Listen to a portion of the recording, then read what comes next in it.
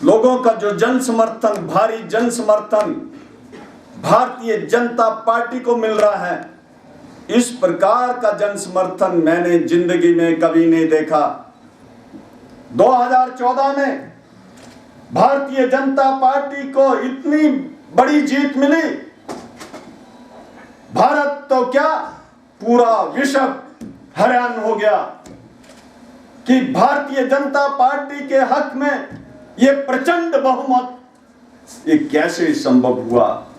उस समय एक ही मुद्दा था हमारे देश में, वो मुद्दा था कांग्रेस का भ्रष्टाचार। अरबों करोड़ों रुपए के कांग्रेस के भ्रष्टाचार के पन्ने रोज खुल रहे थे। उसके बाद उन्होंने नरेंद्र मोदी जी को बदनाम करने के लिए रोज रोज नए हथकंडे शुरू कर दिए, नए हथकंडे। जो उनसे ताकत लग सकती थी वो उन्होंने ताकत लगाई, पर नरेंद्र मोदी जी ने उनके दुष्प्रचार की परवाह न करते हुए भारत के 130 करोड़ आबादी जो है, इस आबादी के लिए, जनसंख्या के लिए काम करना शुरू किया। ऐसी योजनाएं हिंदुस्तान के गरीब लोगों के लिए बनाई, जो हिंदुस्तान के मतदाताओं ने, हिंदुस्तान के आम नागरिक ने, हिंदुस्तान के बच्चे से लेकर बूढ़ों तक जो योजनाएं बनाई, वो हिंदुस्तान के नागरिकों ने सपने में भी नहीं सोची थी। मैं पूछना चाहता हूं आपसे, क्या कभी सोचा था जो आदमी गंभीर बीमारी से ग्रस्त हो जाए, किसी को कैंसर हो जाए, किसी की किडनी फेल हो जाए, किसी को हार्ट ट्रबल हो जाए, जब गरीब परिवार के घर में इस प्रकार की बीमारी होती थी तो उसका परिवार, जिसके ऊपर एक पहाड़ गिर जाता था, गांव के कुछ लोग एकत्रित होकर जनप्रतिनिधियों के पास जाते थे, गांव के कुछ लोग इकट्ठे होकर प्रशासनिक अधिकारियों के पास जाते थे, गुहार लगाते थे, ये बीमार हैं, कुछ आर्थिक मदद कीजिए। योजना कोई नहीं थी। अगर उनके लिए गरीबों की किसी ने चिंता की तो देश के प्रधानमंत्री नरेंद्र मोदी जी ने आयुष्मान भारत योजना लाकर 5 लाख तक उपचार जो उसका होगा, उसके लिए 5 लाख रुपए का प्रबंध भारत की सरकार, नरेंद्र मोदी की सरकार की चिंता करते हैं। बहुत सारी योजनाएं हिंदुस्तान में जो पिछड़ा घोषित किए गए हैं। अभी कांग्रेस के मित्र कहते हैं कि शांता कुमार जी बताएं क्या किया चंबा के लिए। उल्टा चोर कोतवाल को डांटे। अरे कांग्रेस के लोग, आपने 60, 65 साल, 55-60 साल हिंदुस्तान में राज किया। एक पीढ़ी नहीं, 4 पीढ़ी तक राज किया। परदादा प्रधानमंत्री, दादी प्रधानमंत्री, पिताश्री प्रधानमंत्री और मां इटली से आकर हिंदुस्तान की प्रधानमंत्री से ऊपर यूपीए की चेयरपर्सन। हम आपसे पूछना चाहते हैं, आपने क्यों नहीं वन रैंक वन पेंशन की? उनको क्यों नहीं न्याय दिलवाया? आपने हिंदुस्तान के गरीब लोगों के उपचार की चिंता क्यों नहीं की? आपने हिंदुस्तान के गरीब लोगों के राशन की चिंता क्यों नहीं की? ये 2 रुपए किलो आटा, 3 रुपए किलो चावल, ये देने वाला अगर कोई विषय है तो हिमाचल प्रदेश के शांता कुमार, जिन्होंने पूरे भारत को। आप क्या नहीं कर पाए? ये सामाजिक सुरक्षा पेंशन आप क्यों नहीं कर पाए? कांग्रेस के लोगों से हम पूछना चाहते हैं। और चंबा की अगर तुमको चिंता थी तो ये जो सड़कों का जाल बिछ रहा है, नई योजनाएं बन रही हैं, प्रदेश के मुख्यमंत्री योजनाएं बना रहे हैं। हिमाचल चंबा को जो पिछड़ा जिला घोषित किया है, उसके अंतर्गत बहुत सारा धन चंबा के लिए मिल रहा है। अरे कांग्रेस के मित्रों, आप तो कई साल सत्ता में है, कईयों के तो पिता भी रहे, बेटे भी राजनीति में है, उन्होंने चिंता क्यों नहीं की? हम ये पूछना चाहते हैं। यहां सीमेंट कारखाने की बड़ी बात करते हैं। एक बात मैं आप सबको याद दिलवाना चाहता हूं, यहां बहुत सारे लोग बैठे हैं। हिमाचल प्रदेश ने एसीसी सीमेंट 1978 में कोई लेकर आया तो प्रदेश के तत्कालीन मुख्यमंत्री श्री शांता कुमार लेकर आए थे। हिमाचल में कोई सीमेंट का कारखाना नहीं था। 1990 में दोबारा मुख्यमंत्री बने तो हिमाचल प्रदेश में बरमाना दाला घाट का अमूजा का सीमेंट कारखाना शांता कुमार जी के लेकर आए थे। और चंबा में जब शांता कुमार जी ने कहा कि सिकरीधार में सीमेंट का कारखाना लगाएंगे, यहां कांग्रेस के बड़े नेता उन्होंने कहा था कि सीमेंट का कारखाना सिकरीधार में नहीं लगना चाहिए और सिकरीधार के ऊपर मेरी सिकरिये धारे, उस पर एक कविता बनाई थी। याद कीजिए, चंबा के लोग बनाई थी कविता, बनाई थी कि नहीं बनाई थी? बनाई थी ना। कौन थे वो? नाम बताओ जरा। यहां इमरान खान की गोली चलने वाली नहीं है। और देखिए, सिकरीधार का कारखाना अगर नहीं लगा, उस कारखाने को नहीं लगा तो उसमें सबसे बड़ा रोड़ा था। तो 6 बार जो मुख्यमंत्री रहे और यहाँ के कांग्रेसी, सिकरीधार का कारखाना नहीं लगना चाहिए क्योंकि कांग्रेस को नुकसान होगा। एक नफे और नुकसान की बात करते हैं कांग्रेस के लोग। अब बोलते मेरी प्राथमिकता है चंबा का सिकरीधार का सीमेंट।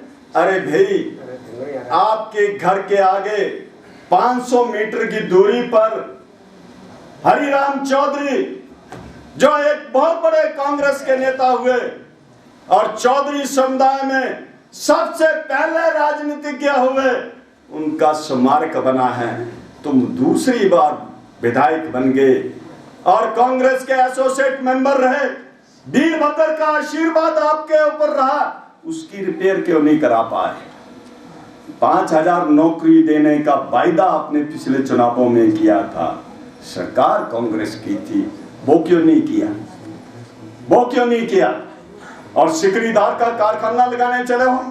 हिमाचल प्रदेश में उद्योगों की अगर कोई शत्रु है, उस पार्टी का नाम कांग्रेस पार्टी है।